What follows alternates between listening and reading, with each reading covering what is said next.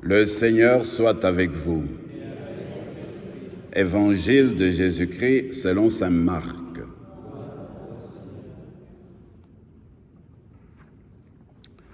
En ce temps-là, Pierre se mit à dire à Jésus, « Voici que nous avons tout quitté pour te suivre. » Jésus déclara, « Amen, je vous le dis, nul n'aura quitté à cause de moi et de l'Évangile une maison, des frères, des sœurs, une mère, un père, des enfants, ou même sans qu'ils le reçoivent, une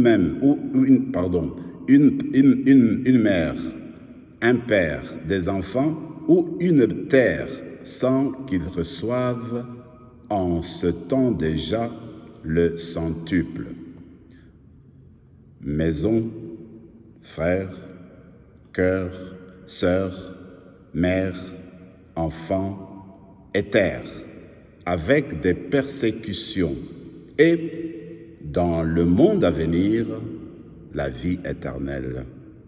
Beaucoup de premiers seront derniers, et des derniers seront des premiers. Acclamons la parole de Dieu.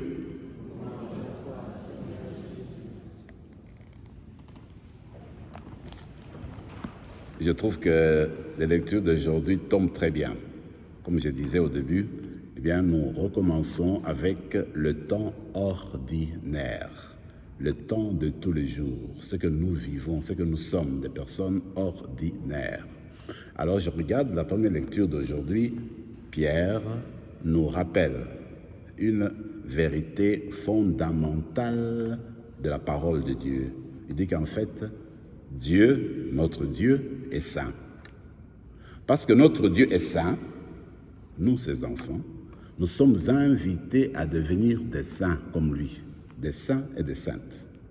C'est-à-dire que ce que Dieu demande, en fait, c'est qu'au jour le jour, il nous invite à suivre sa volonté, à suivre sa parole, à mettre en fait en pratique sa parole.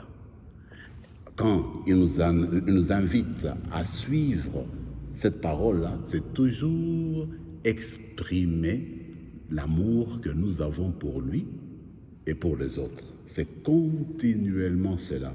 Alors, cela, on l'obtient dans les actes et dans les paroles que nous exprimons tous les jours ici.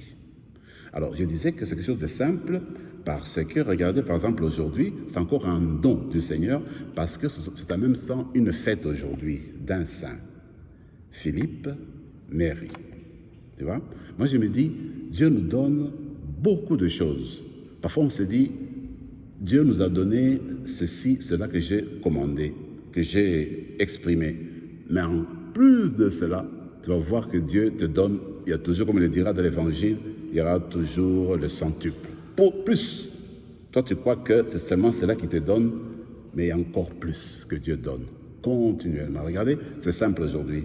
On fait une messe ordinaire, comme je disais, le Seigneur nous propose un saint, un exemple. Quelqu'un pour prier encore pour nous.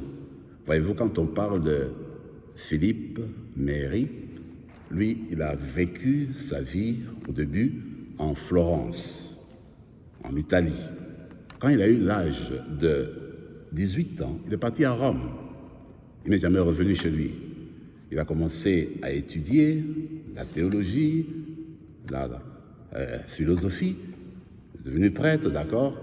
Mais ce qu'on a remarqué déjà chez lui, même avant de devenir prêtre, il avait un sens profond de la prière.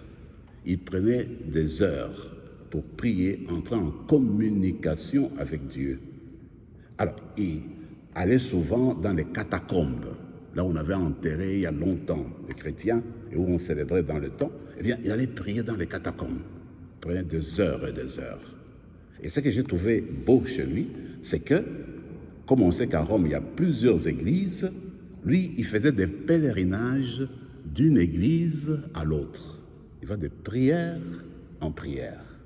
Moi, je me dis, voilà déjà un exemple qu'on nous donne aujourd'hui, dans la célébration d'aujourd'hui, le sens de la prière.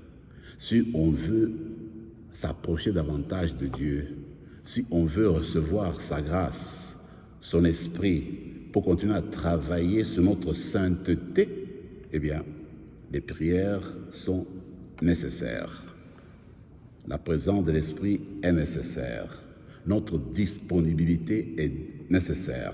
Voilà, ce sont des choses que nous allons prier dans la messe d'aujourd'hui, dans un jour qui est ordinaire, comme tous les jours qui arrivent, n'est-ce pas, dans nos vies en général.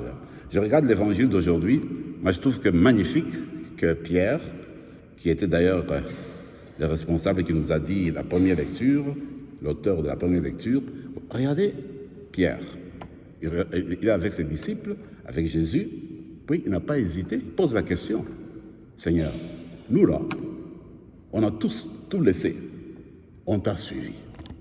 Mais alors, qu'est-ce qu'on reçoit de toi, tu vois?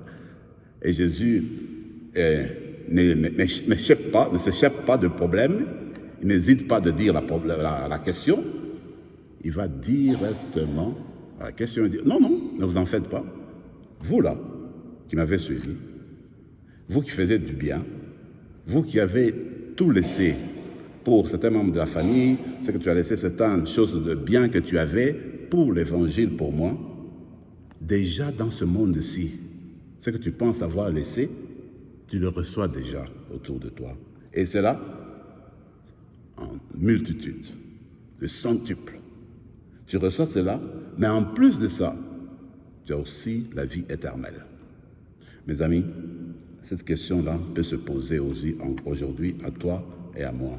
Dis, regarde, nous sommes des chrétiens, nous venons à la messe souvent, est-ce qu'il y a quelque chose qui vient après cela?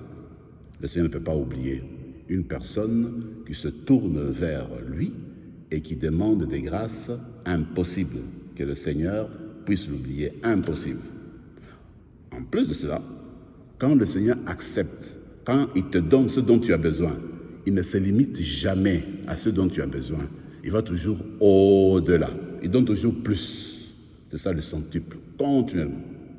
Alors aujourd'hui, nous allons demander cette grâce-là de reconnaître que le Seigneur est toujours avec nous, de savoir qu'il n'oublie personne. Et quand on se tourne vers lui et qu'on a besoin des grâces, on a besoin de plus de foi, on a besoin de plus de pardon dans nos cœurs, quand il vient, il nous les accorde. Et je le dis encore, pas seulement une affaire limitée, c'est toujours une manière illimitée. Il te donne plus que tu n'oses demander. Que la salvation d'aujourd'hui, avec l'intercession de Philippe Néry, eh bien, nous donne le goût de toujours grandir dans notre vocation commune, devenir des saints et des saintes devant la face de Dieu. Amen.